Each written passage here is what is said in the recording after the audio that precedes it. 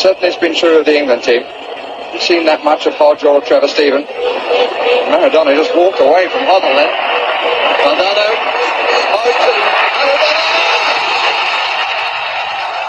They're appealing for offside.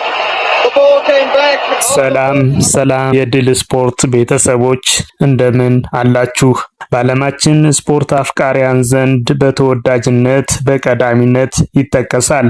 በስፖርቱ ወዳጅ ቤተሰቦች አእምሮ ውስጥ ተቀርጸው የተቀመጡ ትዝታዎችም ተነግረው አያልቁም። ታላቁ ፔሌ እስከ ማራዶና፣ ከትልቁ ሮናልዶ እስከ ዚኔዲን ዚዳን፣ ጋሪንቻ፣ ሚሮስላቭ ክሎዝ፣ ክርስቲያኖ ሮናልዶና ሜሲ ድረስ በርካታ ከዋክብት አንጸባርቀውበታል፣ ራሳቸውን አሳይተውበታል። በተናፋቂው የዓለም ዋንጫ መድረክ የዓለም ዋንጫ ከተጀመረ አንስቶ እስካሁን ድረስ ለ22ኛ ጊዜ ተካሂዷል። በውድድሩ ታሪክ አይረሴ ከሚባሉ ተጫዋቾች መካከል ቀዳሚዎቹን አስሮቹን ይዘንላችሁ ቀርበናል። አብራችሁን ቆዩ።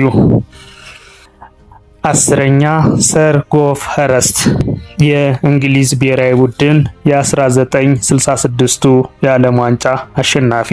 የዌስትሃም ዩናይትዱ ኮከብ ኸረስት እንግሊዝ ብቸኛውን የዓለም ዋንጫ ድሏን በፍጻሜው ምዕራብ ጀርመንን ባሸነፈችበት ጨዋታ ሃትሪክ በመስራት ስሙን በወርቅ ቀለም መጻፍ ችሏል። ዘጠነኛ ካፉ ከብራዚል የ1994 እና 2002 የዓለም ዋንጫ አሸናፊ። ካፉ በዓለም ዋንጫ ጨዋታ ፍጻሜ ለ3 ተከታታይ ጊዜያት በመሰለፍ ባለ ታሪክ ነው። በተመላላሽ የመስመር ተከላካይ ቦታ የሚጫወተው ካፉ በ1994 የዓለም ዋንጫ ጣሊያንን በመርታት ብራዚል ዋንጫው ስታነሳ ከተቀያሪ ወንበር በመነሳት ተጫውቷል። ኮሪያና ጃፓን ባዘጋጁት የዓለም ዋንጫ ደግሞ ቡድኑን በአምበልነት እየመራ ዋንጫውን ለሁለተኛ ጊዜ መሳም ችሏል። ካፉ በውድድሩ ታሪክ በተሰለፈበት ጨዋታ 16 ጊዜ በማሸነፍ ከቀዳሚዎቹ ተርታ ይቀመጣል። ስምንተኛ ፓውሎ ሮሲ ጣሊያናዊ ሲሆን የ1982 የዓለም ዋንጫ አሸናፊ ነው። ከዓለም ዋንጫው ምርጥ ጨዋታዎች አንዱ ተደርጎ በሚወሰደው ጨዋታ ብራዚልና ጣሊያን ተገናኙ። አዙሪዎቹ ወትሮ የሚታወቁበት ጥንካሬ ያላቸው በመከላከል መስመር ቢሆንም በጨዋታው ሮሲ ያስቆጠራቸው 3 ግቦች ሲያጠቁም አደገኛ እንደሆኑ ያሳዩ ነበር። ከጨዋታ ማጭበርበር ጋር በተያያዘ ከ2 ዓመት እግድ በኋላ የተመለሰው ሮሲ በግማሽ ፍጻሜ ጣሊያን ከፖላንድ ጋር ባደረገችው ጨዋታ 2 በፍጻሜው በቤርናባው ምዕራብ ጀርመንን 3-1 አሸንፋ ዋንጫውን ባነሳችበት ጨዋታ 1 ጎል አስቆጥሯል። በውድድሩም 6 ጎሎችን በማስቆጠር የውድድሩ የወርቅ ጫማና የወርቅ ኳስ ሽልማት በማንሳት የዓለም የዓመቱ ምርጥ ተጫዋች መሆኑን አስመስክሯል። ሰባተኛ ዚኔዲን ዚዳን የፈረንሳይ የ1998 የዓለም ዋንጫ አሸናፊ። ዚዳን ትውልዱ ከአልጄሪያ የሚመዘዝ በፈረንሳይ ማርሴይ ያደገ የስደተኛ ቤተሰብ ልጅ ነው። ዚዳን በዓለም ዋንጫው ወሳኝ ጎሎችን በማስቆጠር በልዩ የኳስ ክህሎቱ እንዲሁም በስሜት ተቃራኒ ተጫዋቾችን በመምታትና በቀይ ካርድ ከሜዳ በመሰናበት ይታወሳል። በ2006 የዓለም ዋንጫ ፈረንሳይ በጣሊያን የተሸነፈችበት ጨዋታ ላይ ዚዳን ማርኮ መታረዚን በጭንቅላቱ ሆዱን የመታበት በቀይ ካርድ የተባረረበት ጨዋታ ከማይረሱ የዓለም ዋንጫ አጋጣሚዎች አንዱ ተደርጎ ይወሰዳል።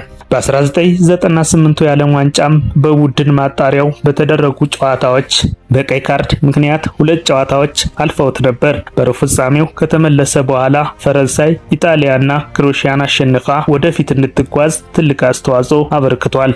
በፍጻሜው ከብራዚል ጋር በተደረገው ጨዋታ ከማዕዘን የተሻሙ 2 ጎሎችን በማስቆጠር ሀገሪቱ ዋንጫውን እንድታነሳ የአንበሳውን ድርሻ ተወጥቷል። ስድስተኛ ኪሊያን ኤምባፔ ፈረንሳይ የ2018 የዓለም ዋንጫ አሸናፊ። የኤምባፔ የዓለም ዋንጫ ፈርጥነት ታሪክ አሁንም ተጽፎ አላለቀም። በአሁኑ ወቅት እድሜው 27 ሲሆን በቀጣይ 2 ወይም 3 የዓለም ዋንጫ መድረኮች ላይ ሊሳተፍ የሚችል እድል ስላለው ጫማውን ሲሰቅል አሁንም ካለበት ደረጃ ወደ መሪዎቹ የመቅረብ እድል ይኖረዋል። ኤምባፔ በዓለም ዋንጫው ድንቅ ብቃቱን ያሳየው የ18 ዓመት ወጣት ሆኖ በ2018 በሩሲያ አስተናጋጅነት በተካሄደው የዓለም ዋንጫ ነበር። በምድብ ጨዋታዎች 2 ጎሎች፣ በ16 ውስጥ ደግሞ አርጀንቲና ላይ 2 እንዲሁም በፍጻሜው ፈረንሳይ ክሮኤሺያን በማሸነፍ ዋንጫውን ባነሳችበት ጨዋታ ጎል በማስቆጠር ከፔሌ በመቀጠል በእድሜ ትንሹ ጎል ያስቆጠረ ተጫዋች መሆን ችሏል። 5ኛ ፍራንስ ቤከንባወር። ቤከንባወር ጀርመናዊ ሲሆን በተጫዋችነት በ1974 እንዲሁም በአሰልጣኝነት ደግሞ የ1990 የዓለም ዋንጫን አንስተዋል።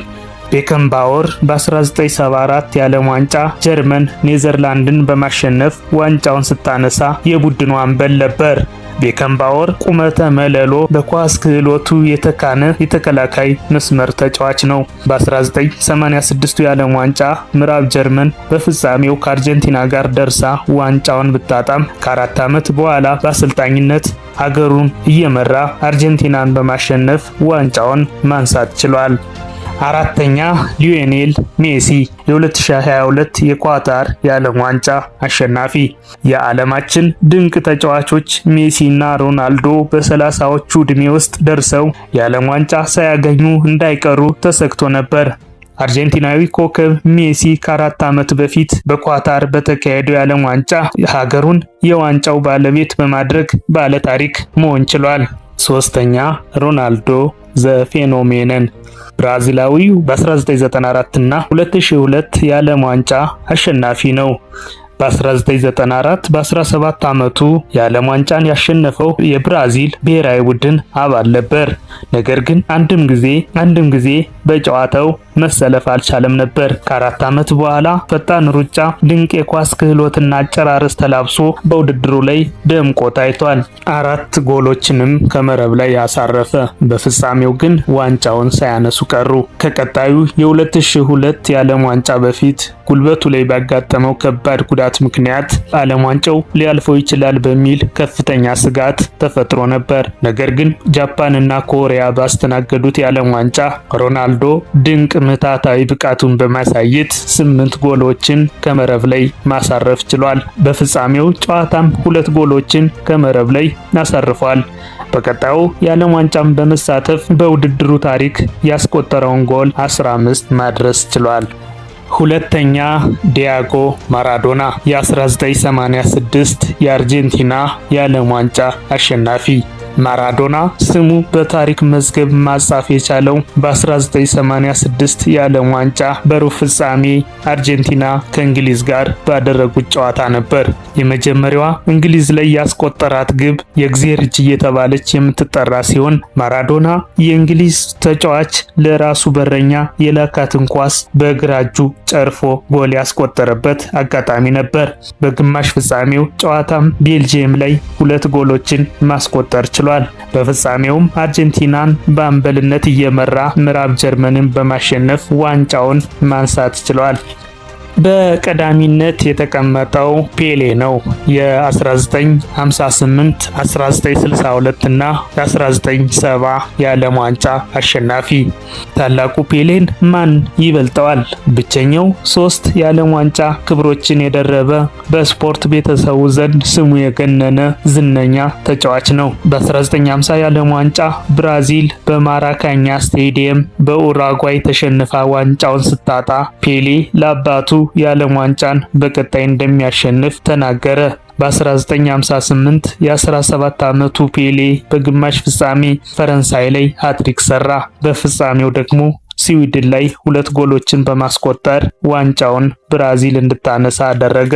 በቀጣዩ ውድድርም ብራዚል ዋንጫው ስታነሳ ፔሌ የቡድኑ አባል ሆኖ ተጫውቷል። በ1970 በሜክሲኮ በተካሄደው የዓለም ዋንጫ ለሀገሩ ከፍተኛ ኃላፊነትን ተሸክሞ ወደ ውድድሩ አመራ። በልዩ የኳስ ክህሎት ፈጠራና ጎል አጨራረስም ዓለምን አስገረመ። በፍጻሜው ጨዋታ ቢጫዎቹ ኢጣሊያን 4-1 በሆነ ውጤት ረምርመው ዋንጫውን ሲያነሱ ፔሌ የመጀመሪያዋን ግብ ከማስቆጠር ባሻገር 2 ለግብ የሚሆኑ ኳሶችን አመቻችቶ አቀበለ። ፔሌ እውነትም የዓለም ዋንጫው የምንጊዜም ፈርጥ ሌጀንድ ተጫዋች ነው።